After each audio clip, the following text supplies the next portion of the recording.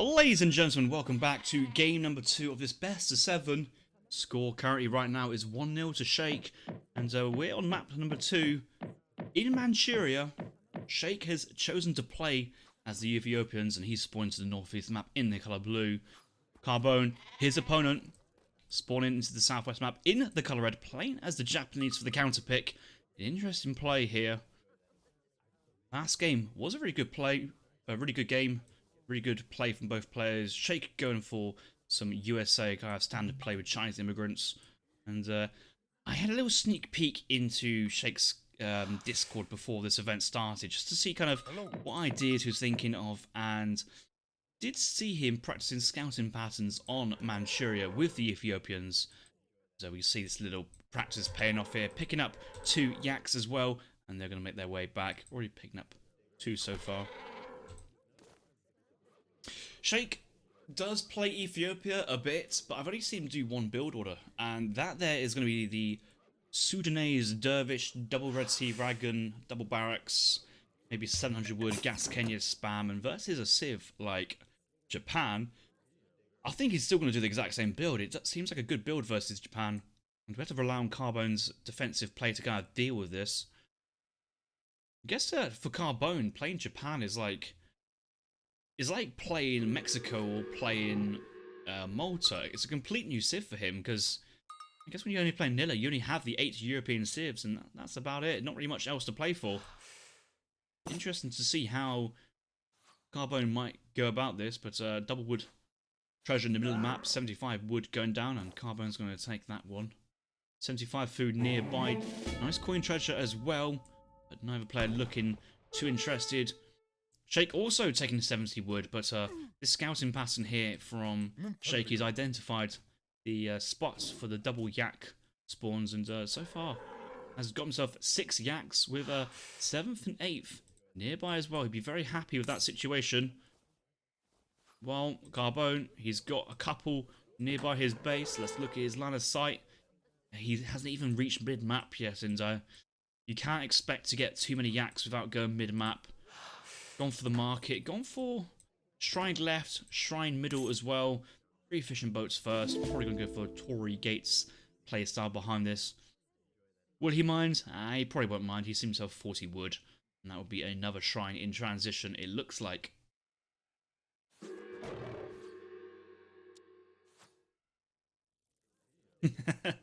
Yeah, Carbone's experienced Japan player. He played the lobbies from, what is it, Augustus? You can win free civs and maps when you play this lobby. I think the story was he used to take challenges from everybody, but if he was about to lose, he would just kind of pull his PC's plug, something like that. And yeah, there are a lot of weird characters like that on RE in particular. One of them being, of course, our beloved Great Scythe, spamming thousands and thousands of games, the Germans, and still does to this day. And it's a beautiful sight to see that relatively he's got worse. I don't even know how it's even possible, but he's certainly not threatening the 1600 elo anytime soon. Still at that kind of 1400, 1500, and occasionally catches the decent player off guard.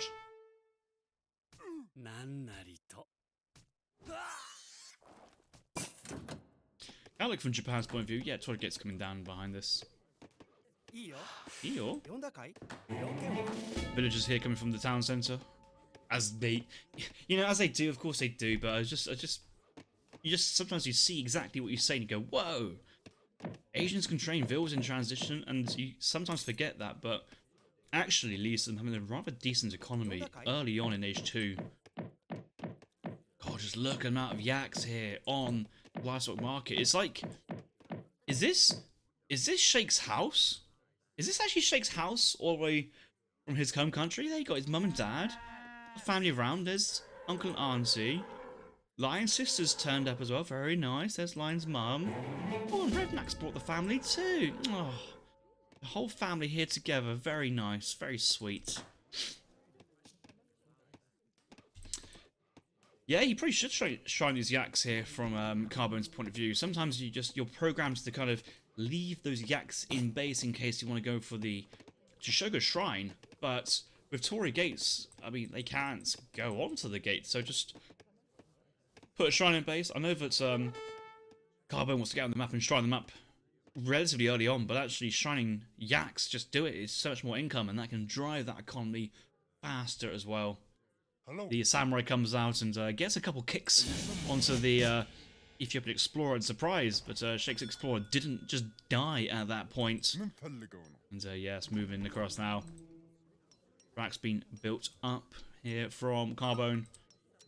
I think Carbone is somewhat expecting a defensive, or maybe not defensive game, but more of a fast-paced game. Out come the 5 shrines. They're going to go to various locations, probably more defensively. Looking at Sheikh, he does have the native embassy. Does he have the Sudanese Red Sea trade for 2 Red Sea wagons? I don't think there's any forward spawn points anywhere soon. No, so it's just going to be 2 wagons from home. But knowing Sheikh, I think his next card... Okay, he's going for the prize bull, which could be a full exchange on the wood. Yeah, that wood's nearly 100% value, so that could be worth more than 700 wood. Instantly deposited in the bank account. Yeah, everybody's on food. Sheikh's doing the double racks gas Kenya play, which is really good. I've just never been a fan of quoting build orders like by the book like this, because it's one of those things like, if Carbone opens up Ashes, Sheikh would do the same. If Carbone opened up with Yumi's, Sheikh would do the same. If Carbone made 5 layers of wall and sat in base, Sheikh would still do the same. And this build order is actually... It hasn't been seen that often, but I think that's because not many people enjoy playing Ethiopia. I know that Julian has a mountain monastery, Boomy, trying to raid with Showtails, and maybe get some of the Abus guns from the Ethiopian... Oh yeah, there is the Portuguese hand cannoneers.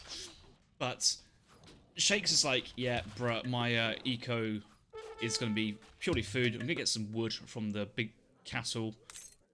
Where is Sheikh's castle? Has he already spent it? I think he's already spent it on his full batch of gas Kenyas. I'm so confused. He has spent this, yeah. Yeah, he spent it, but it seems like it's gone already. It seems like he's got nothing left. He's got nothing left.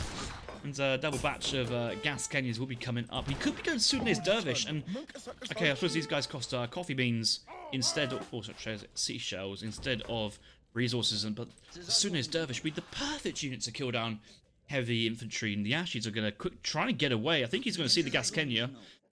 But wow, look at this Age of Empires DE. Both musketeers have 4.5 speed, and the Ashes might get trapped here. Does take first shot and does kill 1 gas Kenyas. Gas Kenyas having low HP, remember, but their attack makes up for it.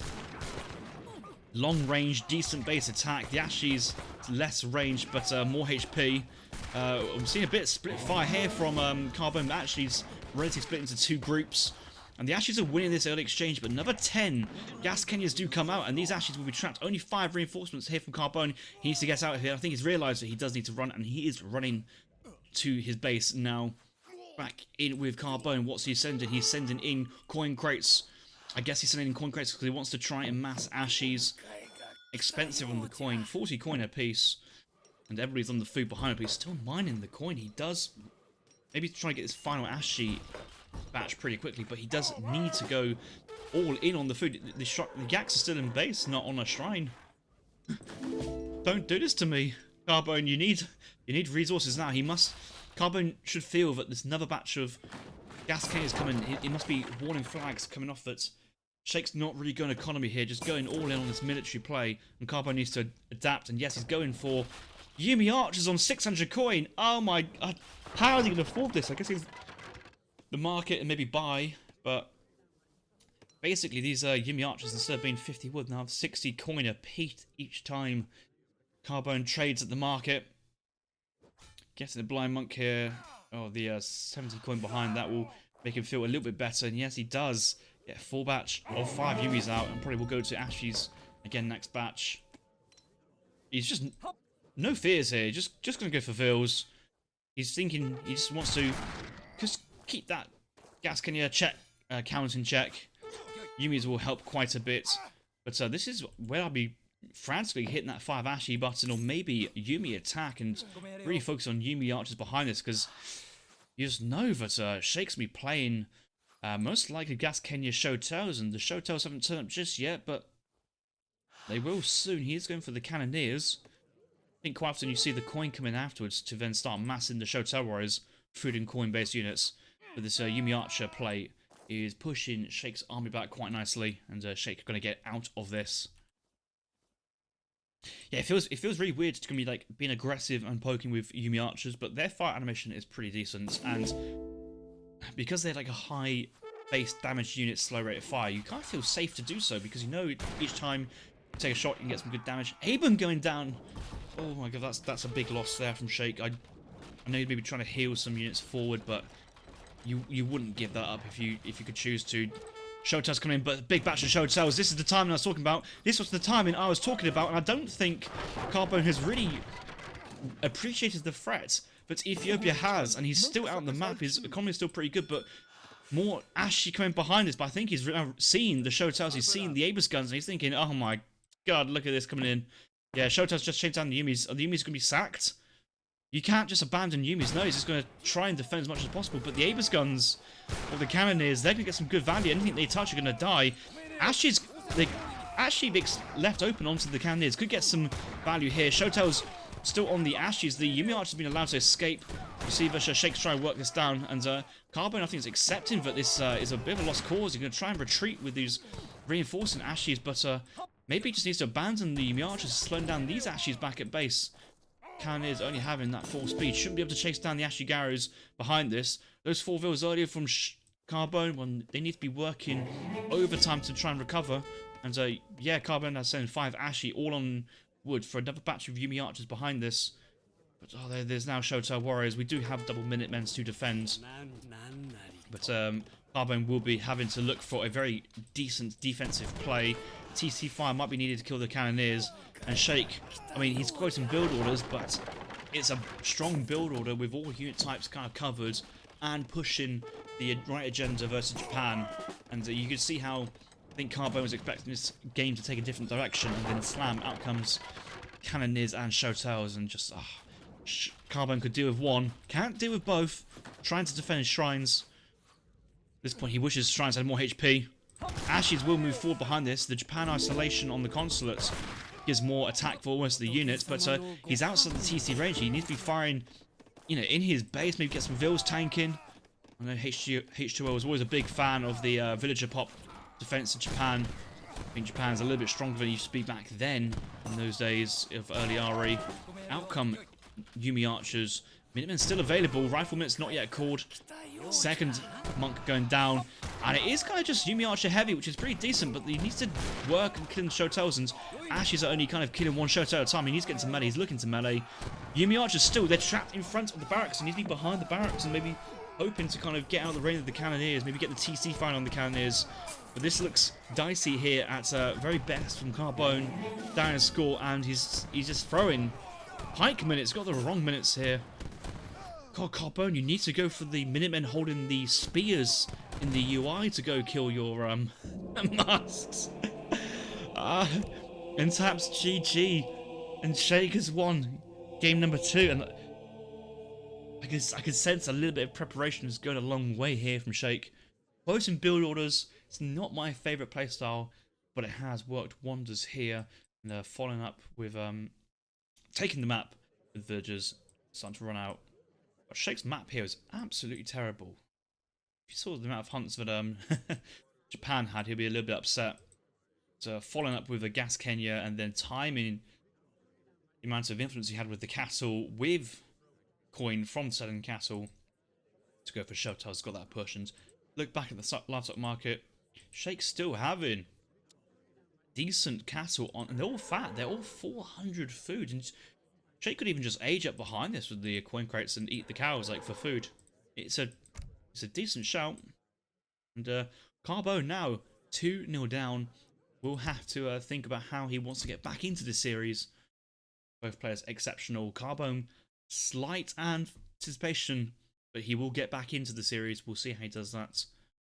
Military population, I think it was all looking good. Carbone was taking some good trades when he was pushing out early on, but stayed down a little bit too long, a little bit too far from home. No reinforcements, no daimyo support as well. Got caught out big time. That there was the game. One quick look at the resources gathered.